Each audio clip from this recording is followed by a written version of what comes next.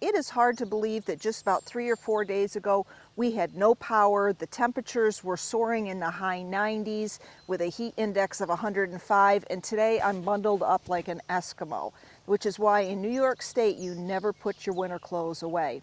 Anyway, today's video is about maintenance. I'm going to be working in the garden today, and I'm going to be using my pruners to do a lot of deadheading and to tackle some problems that are associated with the storm damage. So if this is something that you would be interested in, please follow along. I'm going to be doing some experiments on some things based on the storm damage. I'm going to have to cut things back that I normally wouldn't, so we'll evaluate them over the year. But grab a cup of coffee, and if you want to watch me work in the garden, then follow along.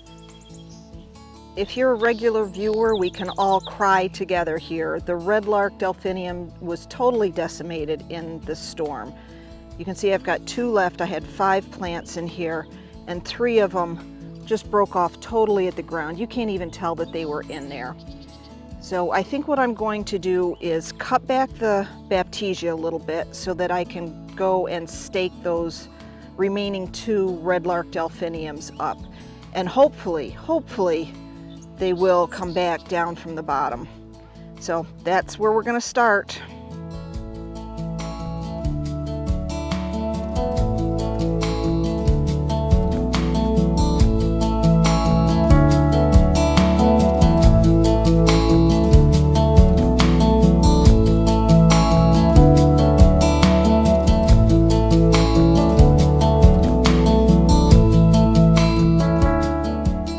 When I cut back the Weigelia, some of the branches were really nice and straight, so I clipped those and saved them so that I can use them for stakes in the garden for events just like this.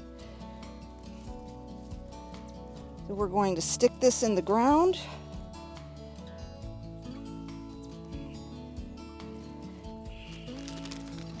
I'm going to grab a little string. I have a whole bunch of black yarn, so I just use that.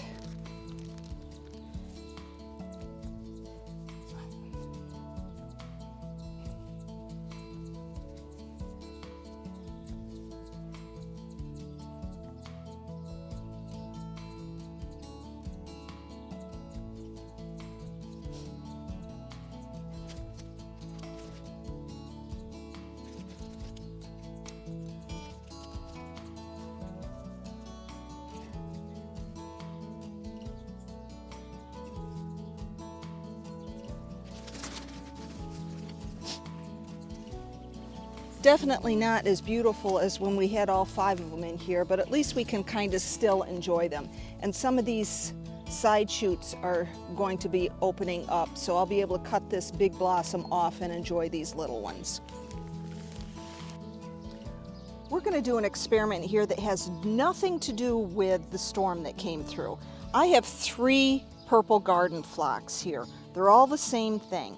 And in my garden, I need some things that start to bloom a little later in the season.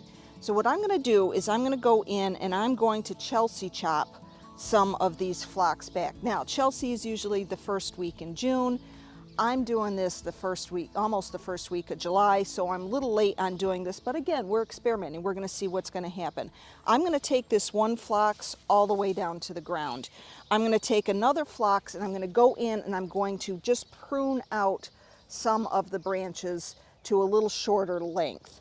And then I'm going to leave this back one as our test to see what would happen if you don't do anything to it.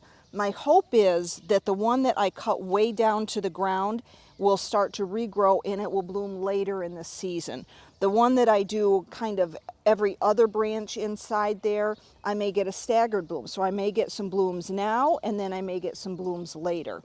And then, of course, the ones that we're leaving as our control, we'll just see what would normally happen if you don't touch the phlox.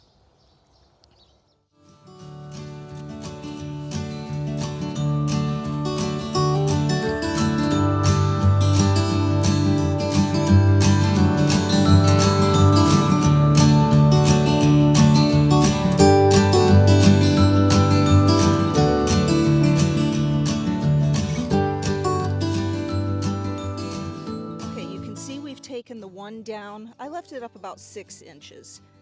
So that's the first one. Now we're going to start to go in and just select out indiscriminately some branches, and we're going to just cut them down.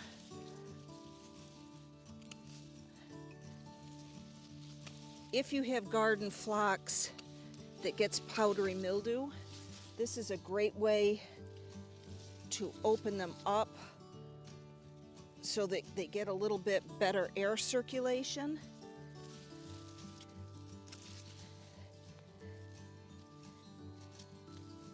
And that should help with the powdery mildew a little bit. But I've just gone through, you can see I took out just about every other one. I cut it down to about 6 inches. So let's see what that does. All right, you can see we've thinned them out. We've got a big pile of stuff for the compost pile. And there's some more. There's the baptisia that we trimmed down. But we'll see how this works out. So you have to follow along and see what happens in late August. That's when I'm hoping these phlox will start to bloom, the ones that we cut down. This was a beautiful stand of basket flower, and you can see the wind has gone and taken it out. Normally I cut it to the ground once it's done blooming, but what I'm going to do today is I'm going to go in and I'm going to cut this lower section down to the ground. I'm going to leave the taller section in the back because the buds are on this. It's going to be flowering in another 2 weeks. What I'm wondering what's going to happen is if these ones that I cut shorter will start to grow again and then start to produce more flower buds. In which case that'll be kind of interesting because I would really like this to bloom a little later in the season than it does, and by doing some creative pruning we may be able to adjust the bloom time in the future. So Mother Nature is giving us an opportunity to do an experiment that normally I really wouldn't do. I just let it go normally. So we're going to come in here and we're going to take a lot of this down and see what happens.